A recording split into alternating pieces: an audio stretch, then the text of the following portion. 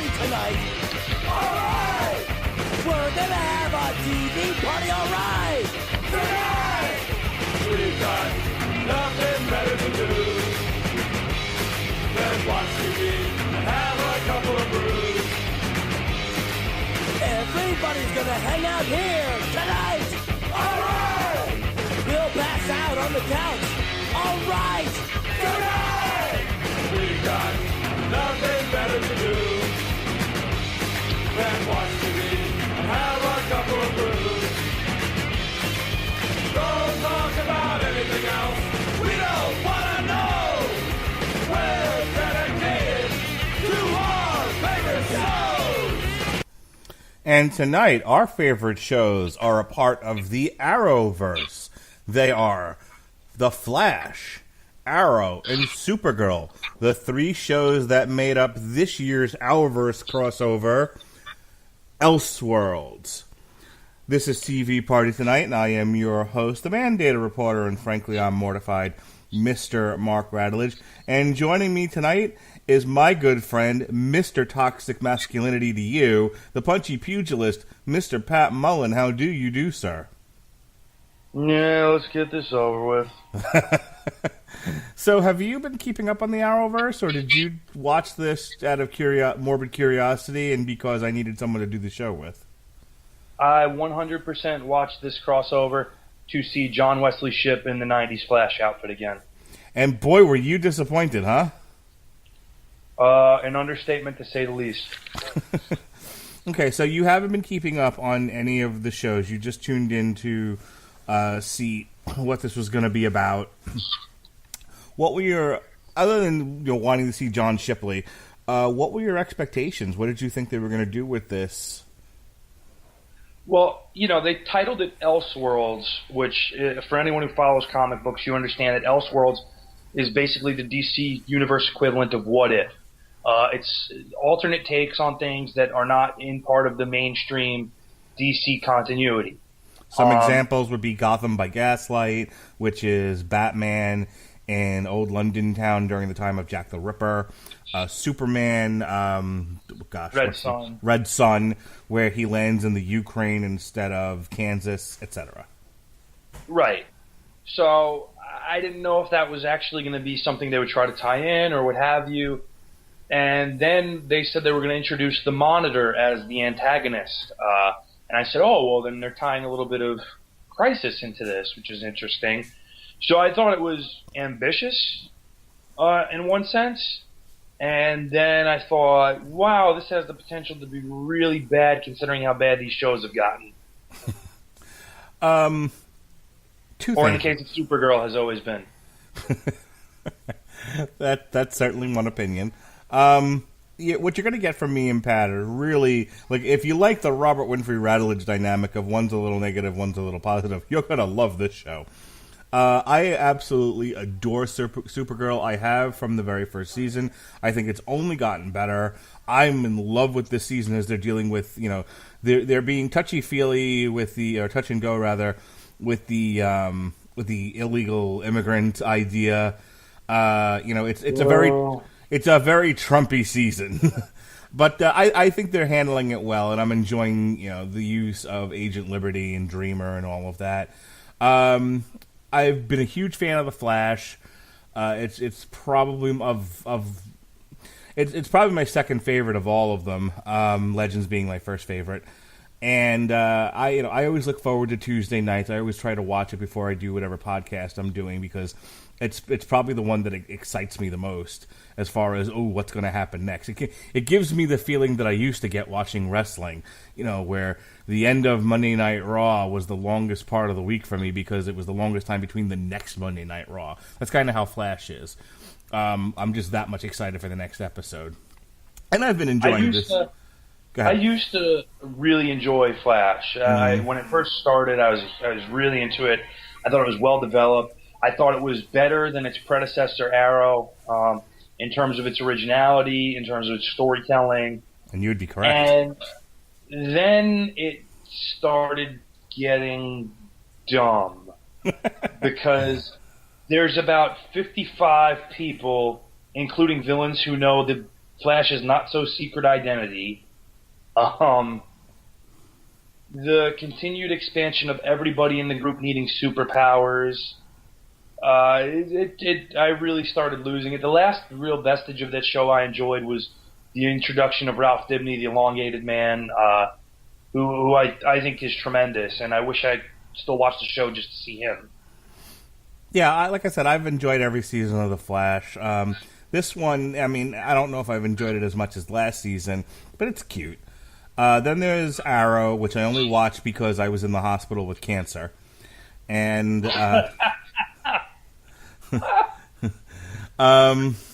way to give him the hard sell. and you know, and I continue to watch it because, you know, I don't want to be lost the next time a crossover is heavily dependent on what you know about the Arrowverse or the Arrow show. But other than that, I mean, if they finally put a fucking bullet in that series, I would not miss it. And then obviously Legends of Tomorrow is my favorite one, and I enjoy. But it wasn't part of this year's crossover, so we'll put that to the side. I'll tell you what I liked about Legends. They brought back my favorite DC TV universe lead, which is John Constantine.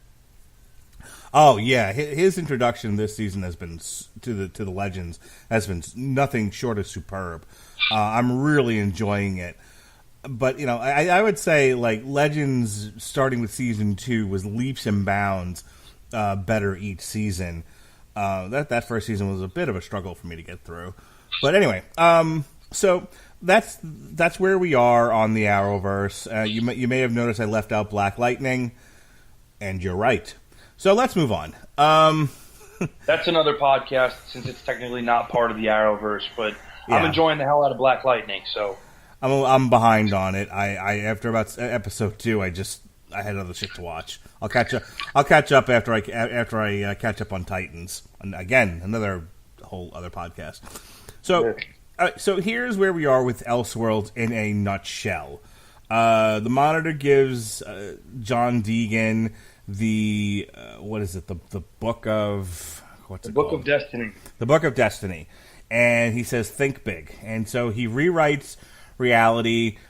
We'll find out later that the intention was to give himself superpowers, but he didn't quite have a handle on how to do that. And the result is that Barry and Oliver wake up in each other's lives, and they're the only two that realize that. This is the Flash episode. Right, so it's Freaky Friday. Yeah, so hilarity ensues. Barry gets a little darker, Oliver gets a little lighter.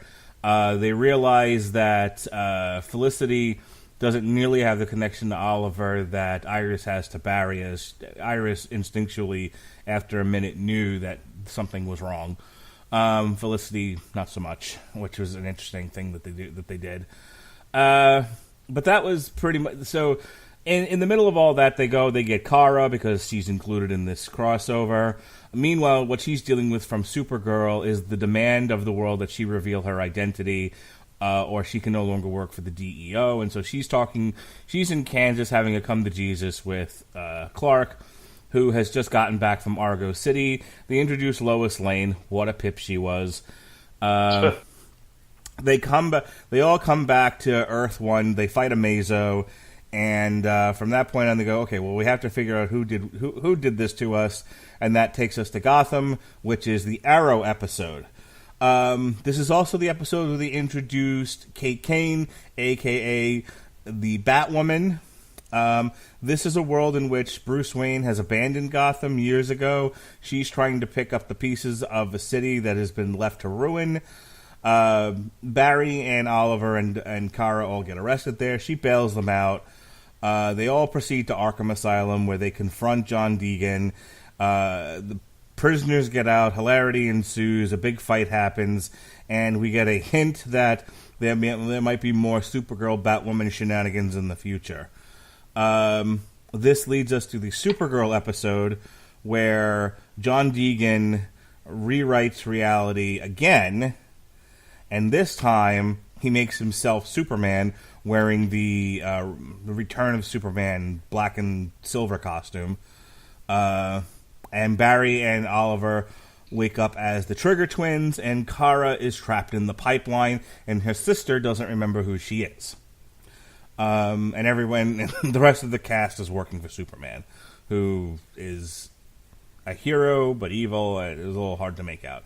In any case, once the players are in their place, they end up fighting fake Superman for the book. They are able to Superman, I believe, is able to fix reality, and John Deegan ends up becoming disfigured and back in Arkham, where he is in the cell next to the Psycho Pirate, who says that who gives you the tagline for Crisis on Infinite Earths, which is next year's crossover. Did I miss anything of relative importance here? I just wanted to hit the basics.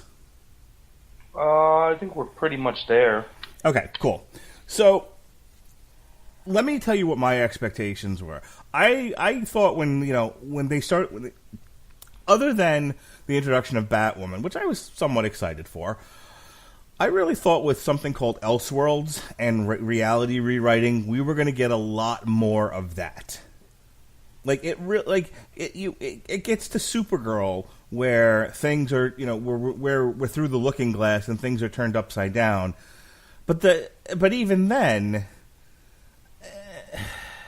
I didn't feel like it was enough. I didn't feel like there was enough of a parallel universe where everything is topsy-turvy, and there was a lot of fun to be had with reality rewriting. They because you have the first episode where it's just Barry and Oliver. The second episode, there's no changing of reality at all. Gotham is what it is, and then they reserve it all for Supergirl at the end, and it was mostly focused on them fighting evil Superman. So, a bit disappointed there. Let me stop there and bring you in here. Were you satisfied with the amount of Elseworlding they were doing, or were you like me, where you were like, oh, that's it? That's all you're going to do? No, I thought for it to be called Elseworlds, there was going to be a lot more of that element, much like you. And when the only element of that you got was really nothing, because even Barry and Oliver switching personalities is not so much an Elseworlds type of thing as it is not an uncommon occurrence in comic books. I think back to the Justice League Unlimited cartoon that I think most people listening would have seen, and they did an episode where Lex Luthor and the Flash switched bodies, which was infinitely more interesting than what this was. Yeah, on a positive note, I liked the Flash episode, and the Flash episode feels like a Flash episode. But it was one of those where we didn't need the entire, big marketing Elseworlds crazy crossover. That could have just been one episode where they did a Freaky Friday and then everything goes back to normal at the end, and we've all learned a little something about ourselves, and you don't even need Supergirl. I liked what we don't need Supergirl at all, but I liked what they did with those characters, Barry and Oliver, and I like how it affected those around them. But I feel like it was resolved by the end of it, and we didn't need any more of that. And then, so let's talk about the second episode, the Arrow episode. I mean, if dark and brooding and makes you want to bang your head into the wall is how an Arrow episode makes you feel, then I guess this works. For all the promotion they did for Batwoman, boy, did this leave a lot to be desired. She's barely in it. She comes in at the very end, kicks the two of them because they're hallucinating, and then she flirts with Kara. There was more Kate Kane than there was Batwoman, which for me was really disappointing, especially with all the marketing focused on this is the backdoor pilot for a Batwoman show. Yeah, but you have to please the 4% of the population that are LGBTQ whatever. What's crazy about that is that people complain she wasn't gay enough. Ruby Rose, not gay enough for Hollywood. Well, because what's the deal? She's a woman, but she identifies as a man, but she's attracted to women? Do I have that correct? I'm going to go with yes, because I wasn't even aware if that was the thing. I think that was the whole reason, that she's not technically gay because she identifies as a man and is attracted to women. I'm pretty sure that was their whole complaint. The parties who were complaining against her casting as a lesbian character because she's technically not a lesbian. Some silly, stupid bullshit like that. Offense intended. Okay. Yeah. So, go on. I was going to say is you know more about the details of this. Much like the baby it's cold outside debate, I tuned out within 2 minutes of hearing what the complaint was. I'm driving around with that blasting in my car everywhere on loop.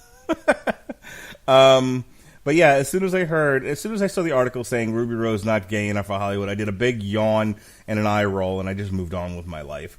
I enjoyed Ruby Rose. I enjoyed. Go ahead. I think for as small as that part was, I think she did very well with it. Mm-hmm. I enjoyed her when she was on Orange Is the New Black. I thought she did, for the role that she was cast in, I thought she did a hell of a job, and no issues there. And so when they cast her as Kate Kane, I was like, well, she seems fine. They're not, you're not going to get Gina Carano, in something like this. You're not going to get even somebody with the stature of a Gal Gadot. You're going to get TV actresses, and most of them are average height and stature for average amateur carpentry skills. For you're going to get the average TV actress. You're not going to get these buff women that you see in the comic book. So I was fine with it. It is what it is. I mean, the girl who plays Melissa Benoist, who plays Supergirl, is not exactly buff either. It looks like an average girl. But that being said, I really thought with the amount of marketing they put behind this that they would use the character more and give her more to do. Am I wrong in saying all she does was kick Barry and Oliver, and that's about it? I think she throws a batarang at one point, and that's pretty much it. But that's a lot of this crossover. Realistically, you have characters that they brought in for the purposes. And again, I talked about how much it was for me to see John Wesley Shipp as the Flash. That lasted for about 30 seconds over a period of 3 episodes. Not even kidding. Yeah, there's the tag at the end of the preceding episodes for Flash, Arrow, and Supergirl, and then he shows up at the end of the Arrow episode, and then he shows up again at the end of Supergirl, and effectively does nothing in any of these bits. Correct. And so there's also, realistically, when you have Superman to use, he's used very, very little. Really doesn't have much of an impact until the last, he's there for the Amazo fight for, however long that went, 10 seconds, whatever. And then at the very end, where he's largely ineffective against Dr. Destiny, until he provides a distraction or what have you, which that's another silly plot point we'll get to, but, just really poor usage of a lot of characters they could have done more with. Elseworlds felt overly ambitious, and when they put the rubber to the road, I feel like they failed in almost every way to live up to the potential of that story. But it makes sense when you look at what they're really gearing up for, which frightens me a little bit. They're gearing... This seemed to be the prologue to what they're really getting to, which I said to Alexis Hana on Source Material. I said, I don't think they can do an effective Crisis on Infinite Earths in the Arrowverse. They've only got 42 minutes of show to deal with any one of these shows, and they don't have 90% of the characters. There's no Lanterns. There's a wink nod to that, too. Yeah. What's up, Joe? What? That's okay. Can you go to bed, please? Okay. My son turned around and walked into the wall. Anyway. It happens. It does. He's a little drunk on Taco Bell. It's fine. Yeah, they don't have Wonder Woman. They don't have the Lanterns, although there was a wink and a nod to John Diggle being Jon Stewart. They don't have Batman. They don't have Batman. Can we talk about how they spent a whole episode talking about the Batman? They're in Gotham City. They deal with Arkham Asylum. A large amount of Batman's rogues gallery is alluded to. Some even seen, some gimmicks of them seen, and yet there is no Batman.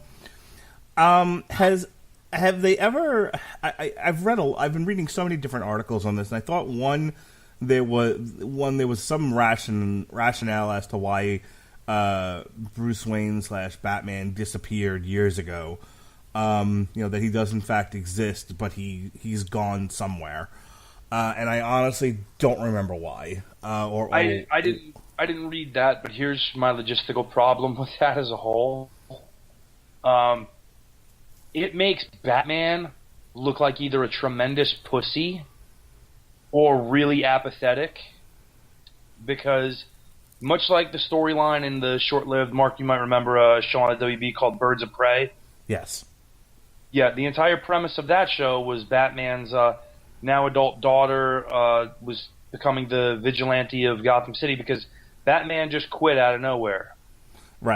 This was another one. Go ahead. Go on. Well, all I was going to say is this was another one with the premise is they can't use Batman, so they conveniently put him away. Yeah, and just really do a number on the character in terms of him just shirking all responsibility and abandoning Gotham, leaving it in, I guess, capable hands, but we can't be sure. Because we don't know anything about Batwoman because she was in the show for 30 seconds. It's something where if you're a Batman fan, you cannot be happy with that portrayal of him as the guy who just abandoned ship 3 years ago and hasn't been seen since. It would have made more sense if they had just gone with the Bane storyline. That he was broken. Yeah. Yeah. That there was this guy. He let out all the criminals in Gotham. Batman fought them in the street, and at the end of it, he faced down this man he'd never seen before. His name was Bane, and Bane broke his back, and we haven't seen him since. Then he could be gone for however long you need him gone for. And on top of that, Wayne Enterprises is pretty much gone and desolate. I don't know if they couldn't make up their mind as to whether or not they wanted to. I don't know why they would want to do this, but follow the plot line of the ending of The Dark Knight, or not The Dark Knight, but the third crappy Nolan. Okay, hang on. Where Dark Knight Rises, but I'm sorry, I gotta jump in here. That's what it was that I read. The fan theory is that where we are in the Arrowverse connects to the end of The Dark Knight Rises, where he's in France with Catwoman. Right, and nobody's going to recognize him, even though, he's a millionaire philanthropist that everybody sees in the papers and on TV. Right. Well, yeah. When Donald Trump, when Donald Trump is out and about in the world, no one knows who he is. No, absolutely not. Right. Yeah, but so there's that. It was crappy writing as a whole. This was a way to shoehorn both the LGBTQ community, whatever, into it, and to shoehorn the gimmick of Bat lore into it to try to make people believe there's a chance Batman would show up eventually in this DC Arrowverse, as it's called, and it was really half-assed on both accounts. Yeah, I feel like Elseworlds was a tale of 3 different stories, and they couldn't make up their mind which one they wanted to do, and they thought they were doing the right thing by having 3 different stories in 3 different shows, but you told 1 story that felt complete and 2 stories that felt very rushed and shortchanged. Again, the Freaky Friday Flash episode, self-contained, having no connection to Dr. Destiny, would have been fine by itself. I'll accept a world where they just wake up one day and they're in each other's bodies, and we all learn a lesson and we go back to normal. And at the end of 42 minutes, however, the Batwoman episode in Gotham really needed to be done over 3 episodes.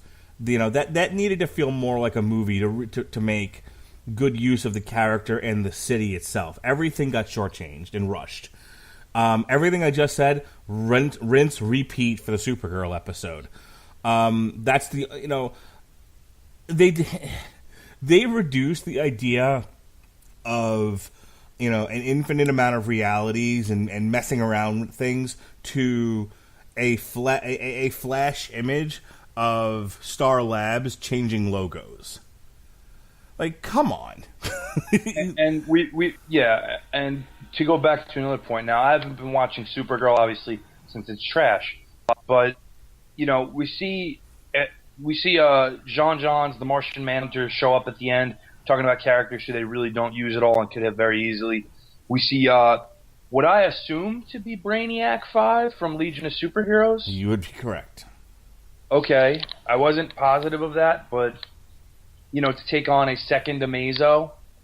And the Amazo robot itself, this was basically the Arrowverse equivalent of how they used the Destroyer in Thor. You take this really insanely powered up thing that it took the entire Justice League to not, you know, die fighting against, and it's beaten fairly easily twice. Yeah. Right.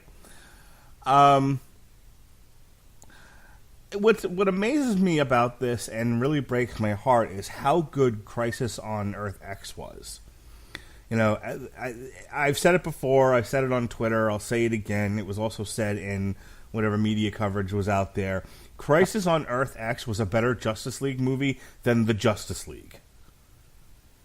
And they went, you know, but that was done over 4 episodes. They effectively used all the characters. They even had the Legends in there. And when the Legends showed up, it was great. But I mean, there was so much pathos in there, and there, you know, the killing of Martin Stein, half a Firestorm.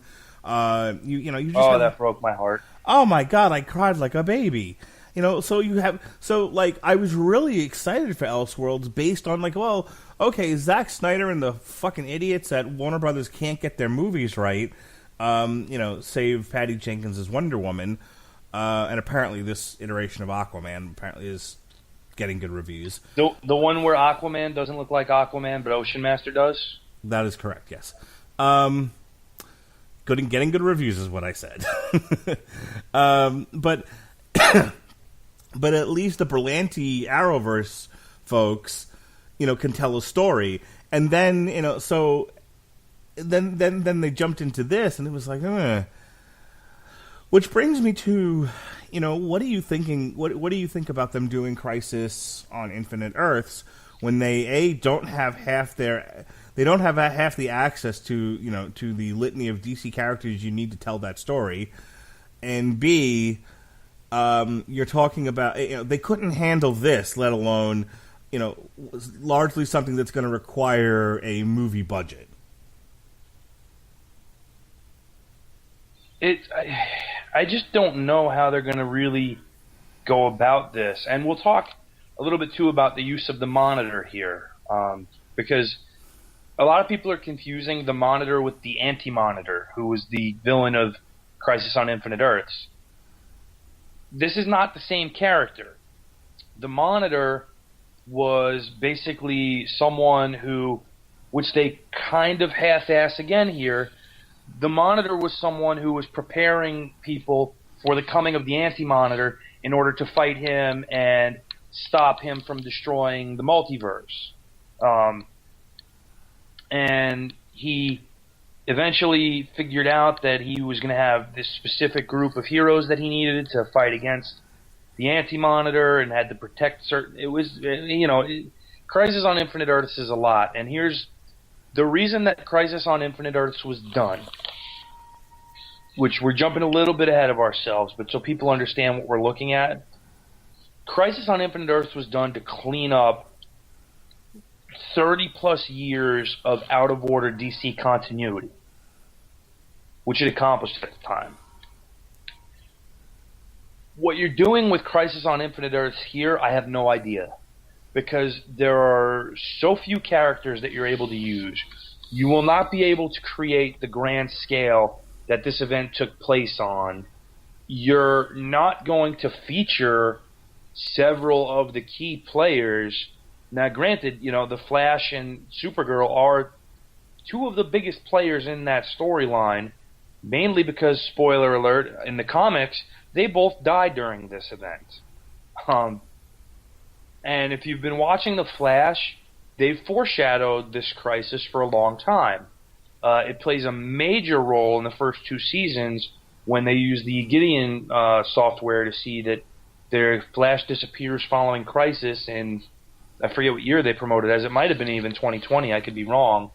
But, and then the article's written in that. So there was a lot of that was pushed during the first 2 years of The Flash. They got away from it. This is bringing it back to that. But the use of the Monitor is really way too ambiguous to understand completely what is going on, if that makes sense.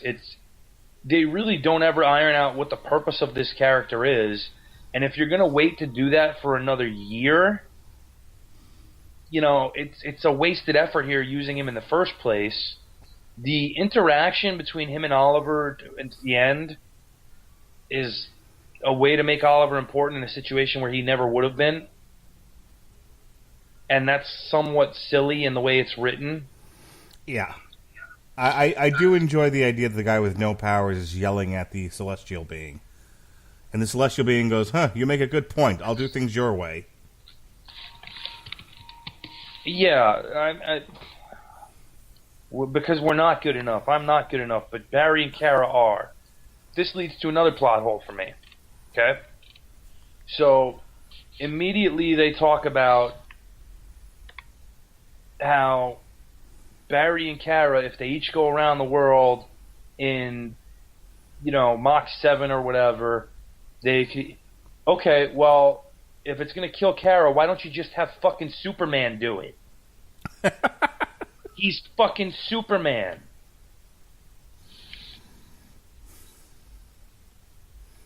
But really? We went with that? That's because it's her show. She has to be the star. She has to be the Yeah, let's insult the intelligence of everyone watching this, including anybody who has never read a comic book, because they understand one thing. Superman is fucking Superman. It is amazing how ineffectual they made Superman look in the story. Yeah, a big dummy who apparently can't fly as fast as Kara. Like, what purpose does he have other than to talk to Lois about having a baby?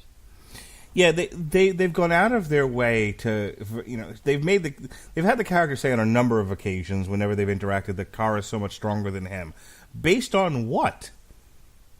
I understand, and I can appreciate whether you can or want to. That's your purview, and I'm not going to say one way or the other. But I can appreciate the fact that this is a very pro-woman show.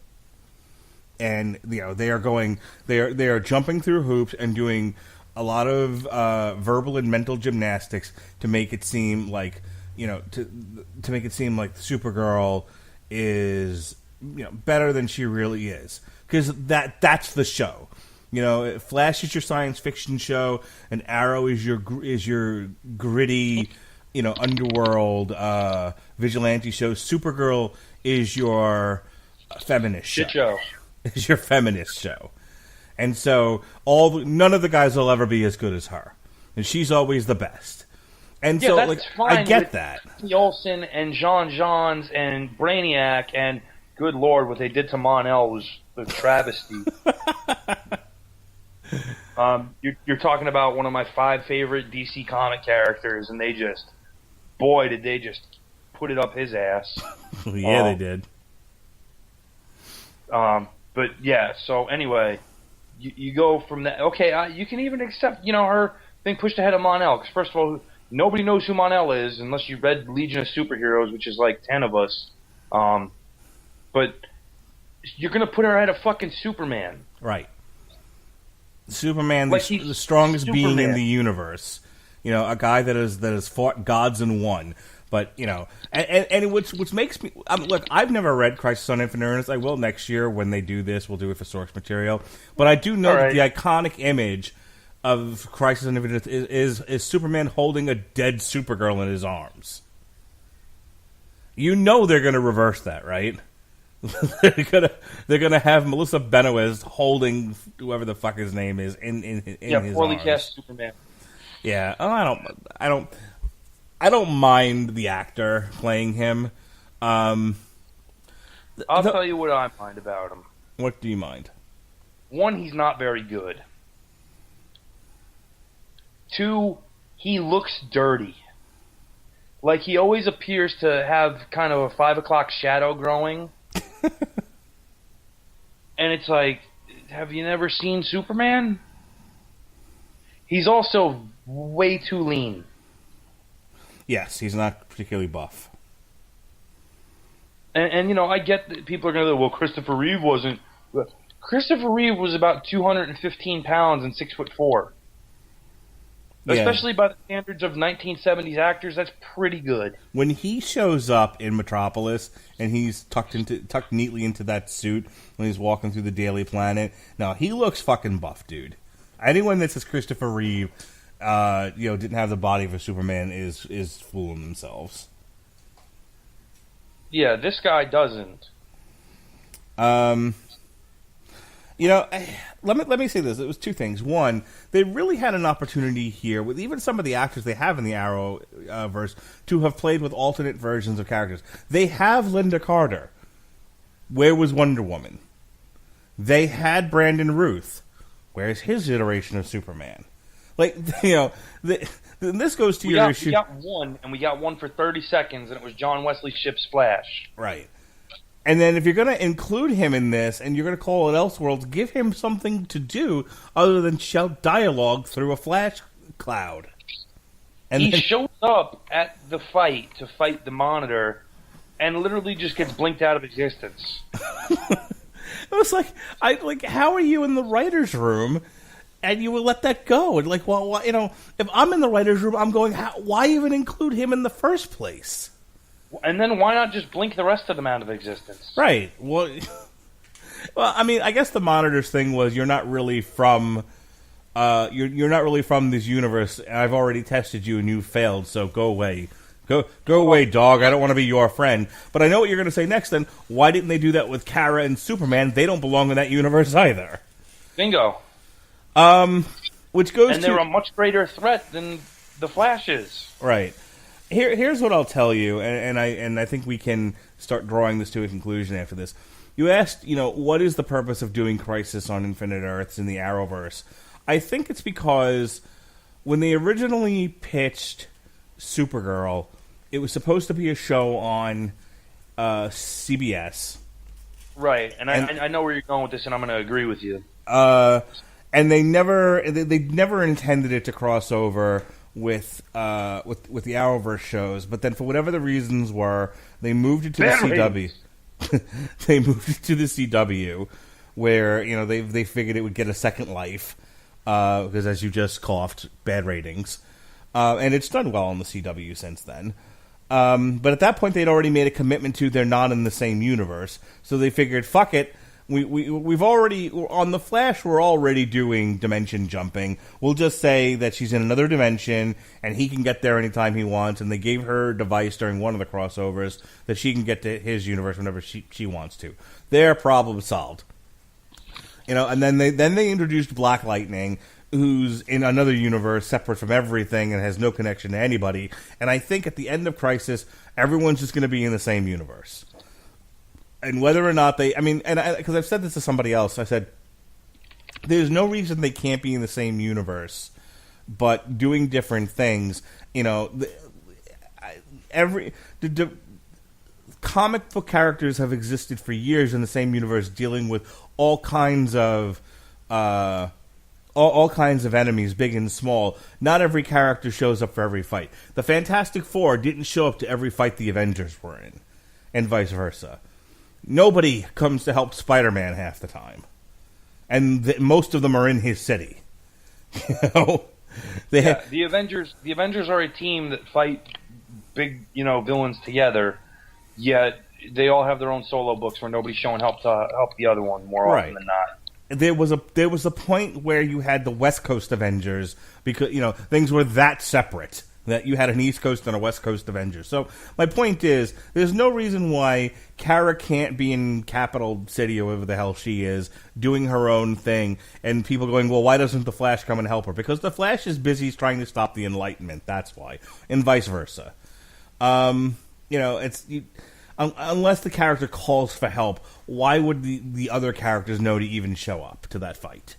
So I think this is just going to fix the lack of foresight in putting all of these characters in the same place, and that'll be the sum total of it. If Crisis on Infinite Earths is anything like Elseworlds, it's going to suck, and and they're going to take a really something that should have been done on the big screen, seen in IMAX with 3D glasses, with a bucket of popcorn and a giant soda on your lap, and they're going to reduce it to the soap opera-ish TV universe, and it's going to greatly annoy me. I'm not excited for this. Yeah, the entire purpose of that crossover is going to be to just merge everybody into one shared continuity, which, you know what, they really don't need to do that. There are other ways to go about merging them into one continuity, and to call it Crisis on Infinite Earths, and you're going to have nothing on that scale really with this, is what's the word I'm looking for? Dumb.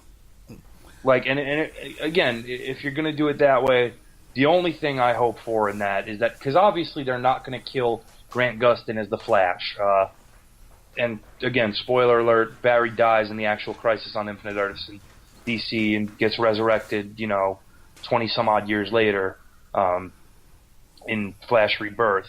But the only thing I can hope for is that since his Earth died, they let John Wesley Shipp as the Flash be the Barry who, runs the machine that the Monitor's using to destroy the universe, just runs it into oblivion and destroys himself in the process. To at least give me a bookend on the Flash from that era, because it was a complete waste to have him involved in the capacity he was involved. Why not just have him be Jay Garrick at that point, coming over from Earth 2? So, Greg Berlanti, if you're going to do Crisis on Infinite Earths, first of all, include the Titans cast. Include whatever they're doing. Yeah, so we can kill them off. That would be fantastic. And whatever we're doing in 2019 on the DC Universe app, include the characters from those shows. And, let's get some of the other iterations in there. Obviously we can't use Adam West, but, let's get Brandon Routh's Superman in there. Let's get Linda Carter's Wonder Woman. How about Dean Cain's Superman if we can't get Brandon Routh? Yeah, Dean Cain would be good. Dean Cain ruled. Yeah, I loved Lois and Clark, the Further Adventures of Superman. I used to really dig that show. My last question to you about this. I never watched Smallville. So the first episode in The Flash where they go over to Kansas, and I guess they're playing the Smallville theme in the background. Yeah. Any reaction? Eh. Okay. Listen, I watched Smallville not from beginning to end. Initially, I tuned out for a little while on it because it got stale, and I came back around towards the end when Clark was more really becoming Superman. But it was whatever. It didn't really hit you in the feels. It's not like they had Annette O'Toole and John Schneider and everybody. So no, I didn't have the same reaction the way I did initially seeing John Wesley Shipp as the Flash. Didn't have the same effect. I think it would be great if they actually grabbed some of the characters that the Green Arrow from that show, the Aquaman that they've done the pilot for that never got its own show. Well, that was the guy who played Green Arrow. Oh, well, okay, it was the same guy. Yeah. In either case, spend the money, find the actors, get them into the costumes. Who they wouldn't be able to get? Adam West. Well, Allison Mack is Chloe because she's busy trying to lure girls into a sex cult. Okay, your joke tops my joke. That's good. Did you not hear about that? No, I have no idea what you're talking about. Oh, there's so. Side note: this is your fun story of the evening. There's basically a I don't even know what you would call this. I guess their front is a multi-level marketing company that became a sex cult. It's called NXIVM, and it's ran by this guy Keith Raniere. and they did they were supposedly like this empowerment, like, you know, guru revelation type thing. But basically, they had a secret sisterhood involved in it called DOS, where female members were branded as slaves. They literally got branded with the initials of this guy, and with Alice and Mac from Smallville, they would get like beaten by their masters, and they had to give them like nude pics or like damaging information as collateral to be a part of this, and it was so freaking weird. And like she said that there was one girl that broke out. They were like blindfolded, held down, and branded like cattle. It was insanity. So she eventually was like the number 2 of this organization, and was finally like arrested, and she's in jail now. I don't know what the final is going to be, but I don't know. It was crazy. Jesus Christ! Yeah, I guess they won't be using her. But yeah, let's. If you're gonna do a Crisis on Infinite Earths, show me Infinite Earths and give us a real, you know, give us a real rounding out of characters. You know, I think look, spend $1 and go get what's his face, Gavin's favorite actor, Ryan Reynolds. Go get him. Let him be a Lantern. I know. Apparently, he'll do anything. So, just you know, go out there and really give us an event. I think in order to sort of correct the problems that they had with Elseworlds, they need to do like an Arrowverse made-for-TV movie over the summer.